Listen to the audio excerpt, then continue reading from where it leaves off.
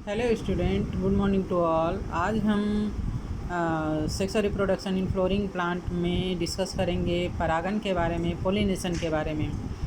तो हमने इसके पहले पढ़ा कि पराग कण पोलिन ग्रेन जो होता है वो मेल गैमीट होता है, मेल गैमीट का प्रतिनिधित्व करता है। यह नर जनन इकाई है और ये पराग कोश के अंदर बनते हैं, पोलिन सेक के अंदर बनते हैं। जब ये परिपक्व हो जाते हैं तो पोलिन सेक फट जाता है और ये पराग कण फीमेल रिप्रोडक्टिव ऑर्गन बीजांड जो कि मादा जनन इकाई है, ये के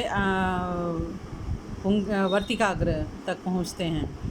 और बीजांड जो मादा जनन इकाई है अंडप के अंडाशय में उत्पन्न होते हैं और वहाँ पर मेल और फीमेल गैमीट का फ्यूज़न होता है, फर्टिलाइजेशन होता है, जिसके फलस्वरूप जाइगोट बनते हैं।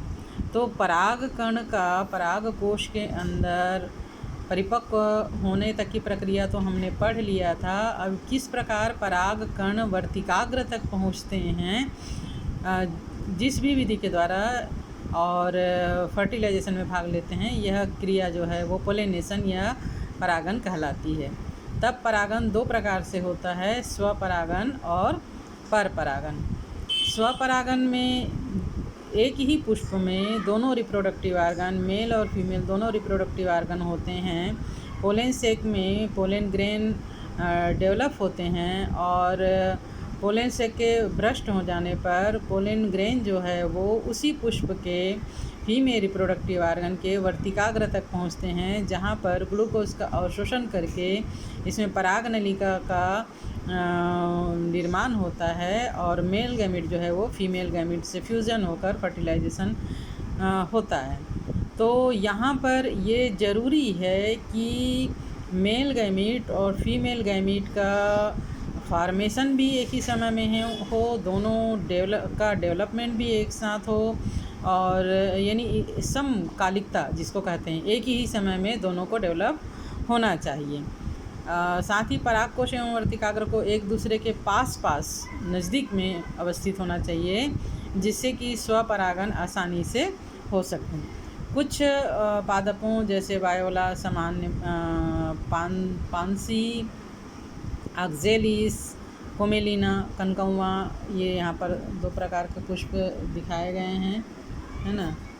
तो ये जो है वो स्वपरागित पुष्प होते हैं और ये जो है वो कोमेलिना, है ना, ये दो प्रकार के पुष्प उत्पन्न करते हैं।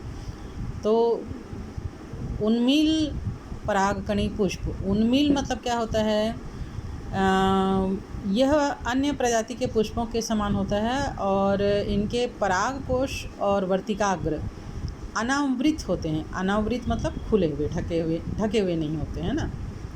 तो इसको उन्मील मतलब खुला हुआ। ये क्वेश्चन आता है उन्मील और अनुन्मील, इसको ध्यान से याद रखना। उन्मील मतलब खुला हुआ, जहाँ पर परागकोश और वर्तिकाग्र जो है वो आवृत नहीं होते। आवृत मतलब ढका हुआ, अनावृत होते हैं मतलब खुले हुए होते हैं।